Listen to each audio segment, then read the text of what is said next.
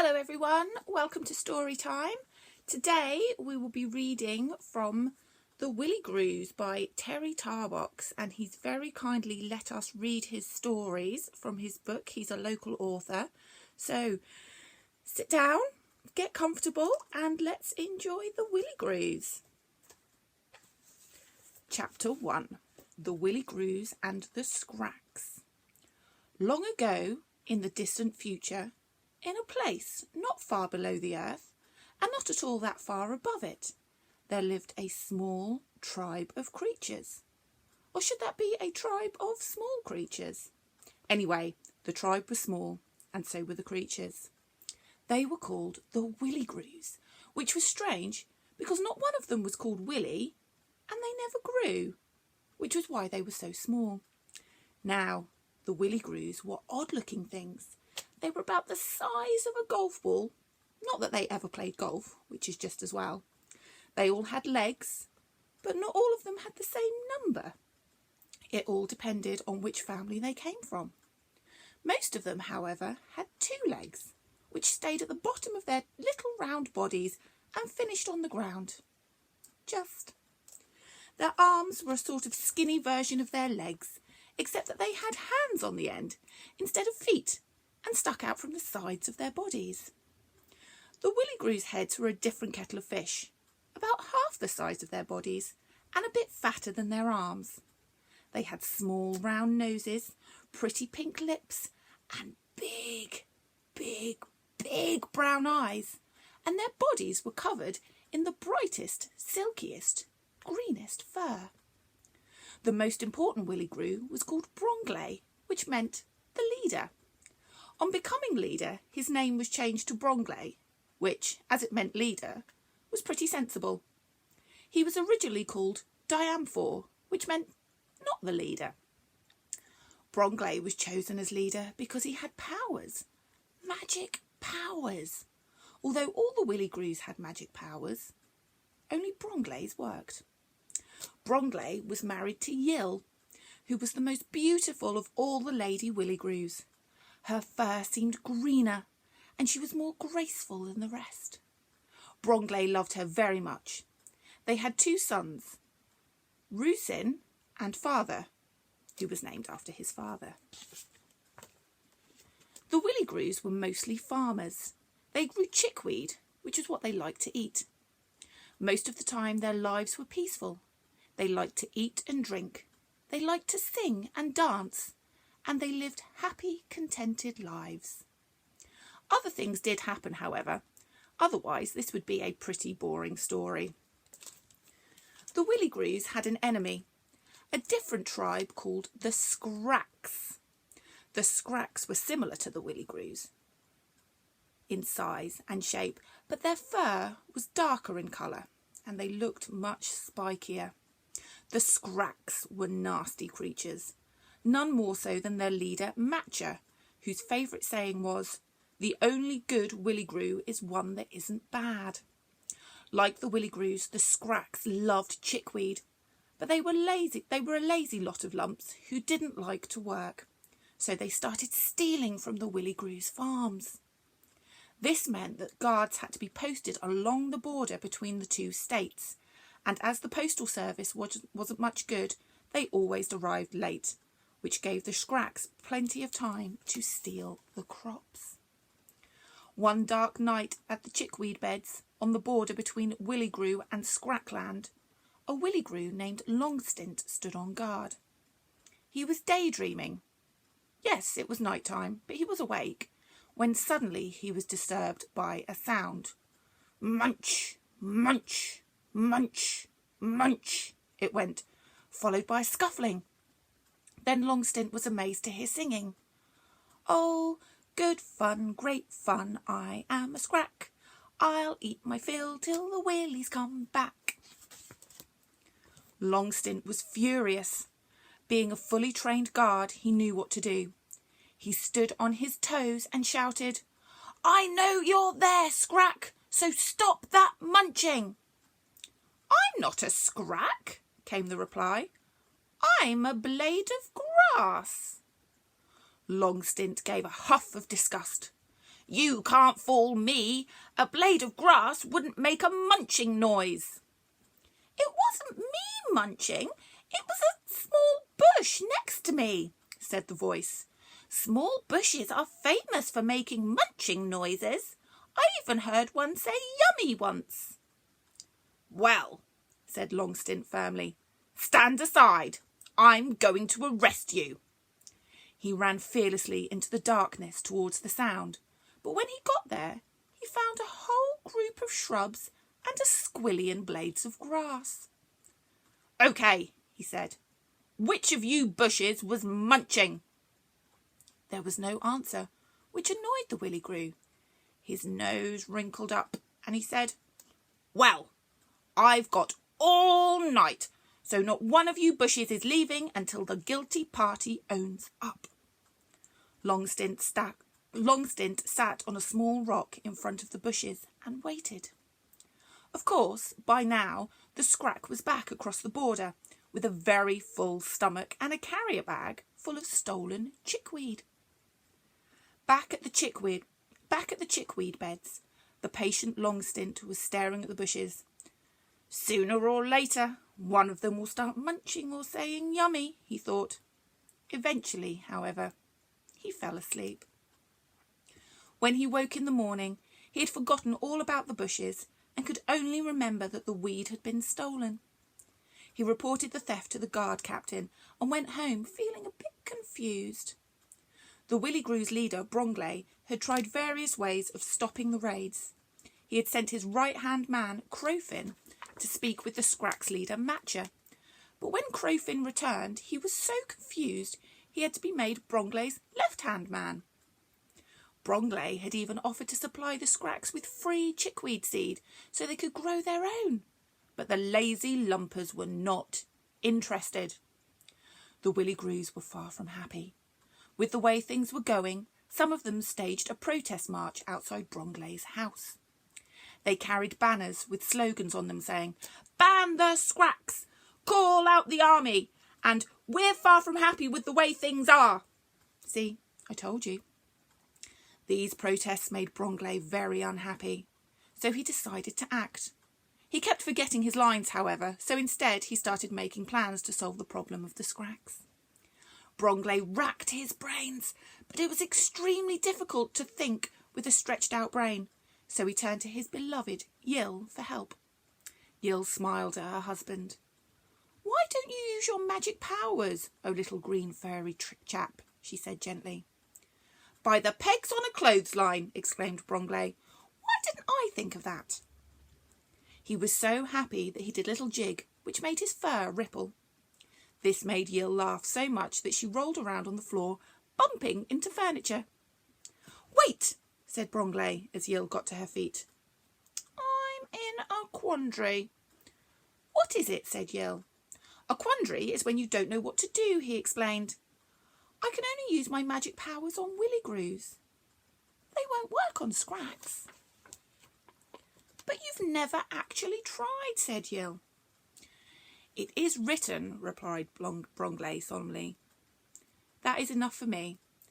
There were non-believers among the Willigrews, however, who thought it was all just a story invented by the Scracks in the distant past. Yill sat down and started to sing. She always sang when she had a problem to solve. Down, down where the Willigrews play, willying and grewing all through the day, little Rusin and great Bromley, all down where the Willigrews play. I love my little warm home. If I had a choice, I'd never roam, but I must go down to the chickweed bed to keep my chubby family fed. Down, down where the Willigrews say, foam-backed carpet and underlay, Willigrews making pots from clay, all down where the Willigrews play. Having finished her song, Yill sat and thought. She thought and thought, but only solutions she could think of were things like paint and chickweed gravy. What could they do? Although the Willigrews had an army, it was not the sort of army that we humans have. You see, the Willigrews were not really into violence. They were peaceful creatures, and their army was used only to lift heavy things, which meant they were kept pretty busy. Willigrews being rather weak creatures, they found most things heavy. Bromley and Yiel sat staring into space, thinking, when suddenly the door burst open, and in came Crowfin, Bromley's left-hand man. He was still confused and looked very worried. For Highness' sake, your goodness, he said, we must do something about the Scracks. Our tribe is very unrestless and happy. He stopped and frowned, but before he could correct himself, Bromley interrupted. I know what you mean, old friend. I understand, and I am also unhappy. But what can we do to stop them? As you know, Crowfin, my magic powers won't work on the Scracks. Yiel spoke. I suppose you wouldn't consider a meeting with that nasty Matcher woman? I think she's right, said Crowfin. Bromley wrinkled up his nose and replied, I have tried many times to speak with Matcher. She doesn't listen. And you know that. She always gives me orders and I always walk out. Why not give it one more try, said Yiel. Things are getting pretty bad. After much thinking, walking up and down and standing on one leg, Bromley decided to meet Matcher. So between the three of them, they composed a letter which went something like this. Bromley, leader of the Willigrews, would be most honoured to meet Matcher, mighty leader of the Scracks, at a neutral location of her choice, for the purpose of talking about a few things and dining on Boogaloo chickweed. Boogaloo chickweed, let me explain, was the purest kind grown by the Willigrews and was only eaten on very special occasions. This was sure to tempt Matcher, they thought. The next day at dawn, a messenger was sent with the invitation and instructions to wait for a reply. As it happened, the Boogaloo did the trick, and the messenger soon returned to Bromley with Matcher's answer. The whole family, plus Crowfin, were present when Bromley read the message. It read, Oh, all right then. We'll meet in the fairy ring on the big hill tomorrow at dawn. Come alone. News of the meeting soon spread, and Bromley received many good luck messages from his hopeful subjects. He was even interviewed by the Willigrew newspaper, the Daily Folded Thing, and they printed Bromley's message to all the Willigrews. It read, My dear Willigrews, I can promise you that with a dear hand on heart and arms folded, that I will do my utmost to stop this dreadful weed nicking. If I do not return, I will see you when I do. Next morning, as the sun began to lighten the ground around the fairy ring, Bromley, having said farewell to his family, set off on his mission of peace. As he trudged down the road, many thoughts filled his head. Would Matcher turn up? Would she be reasonable? Would it rain? What's for dinner? When he arrived at the meeting place, it was deserted. Bromley sat and waited. After about 20 minutes, Matcher arrived. As Matcher spent most of the time in a bad mood, her fur was filthy and sticky. Her face had become set in a permanent scowl. She couldn't have smiled even if she wanted to. In her hand she carried a large spoon. Greetings, mighty Matcher, said Bromley, his voice a little quivery. Have you bought the Boogaloo? Matcher demanded in a scratchy voice. A Willigrew always keeps his word, Bromley replied. He always keeps his chickweed, you mean? Snapped Matcher. Bromley did not want to get off on the wrong foot, so he ignored her comment and tried to start the talks. He began by asking Matcher why the Scracks were stealing the Willigrews' crops. It's tradition, she explained. But it only started recently, protested Bromley. Well, said Matcher, hands on hips, it's a new tradition that we've just started. So there. Oh dear, cried Bromley. Oh dear, oh dear, oh dear. You really must try to be reasonable, Matcher. I'll be reasonable all right, after I've eaten that plumpety chickweed, replied Matcher, pointing a stiff finger towards the bag at Bromley's feet. OK, said Bromley, eat your fill, but don't rush it. It's very rich. Matcher ignored his warning, however, and Bromley could only watch as the greedy Scrack shovelled the delicious chickweed into her mouth, without even stopping, it seemed, to breathe. Please, Matcha, begged Bromley, don't rush it. But still the scrag munched away. Chomp, chomp, she went, until every last morsel had disappeared into her greedy mouth. Bromley squeezed his eyes tightly shut. You'll explode, he said. Sure enough, Matcha began to swell, and her stomach began to rumble. Help me, she cried. I'm going to pop. Water, screamed Bromley in a panic. Go to that puddle and drink some water. It's your only chance. But I can't walk, moaned Matcha. Bromley leapt into action. Even though he hated the very thought of touching a spiky scrag, he wrinkled up his nose and, using only the tips of his fingers, rolled Matcha into the puddle. The puddle, however, was at the bottom of a hill. Halfway there, Bromley lost control, and Matcha began to roll rapidly down towards the water. Ah! Screamed the scrag, and then there was a huge splash as she hit the water. Bromley arrived seconds later to see Matcha thrashing around in the puddle. Save me! She screamed. Bromley dived into the water and swam out to the helpless scrag. He dragged her to the edge of the puddle, but before he had time to catch his breath, Matcha was shouting in a high-pitched, squeaky voice, It's too late! I'm going to pop! Bromley shook the water out of his eyes and stared in amazement. Matcha had changed. Gone were her dark spikes. Instead, she was covered in bright green, silky fur. You're a Willigrew, gasped Bromley. The water has washed you clean. Scrags, he realised, must be lazy Willigrews who never washed. He'd always thought they seemed a bit smelly. You're a Willigrew, he repeated. But Matcha was not listening. She was desperately clutching her stomach, which was now twice its normal size. Oh, pop! She squeaked. Pop! Pop! Pop! I'm done for! Bromley was still recovering from the shock of having seen a scrag turn into a Willigrew, when suddenly a thought entered his befuddled brain. Magic! Magicy magic! He thought.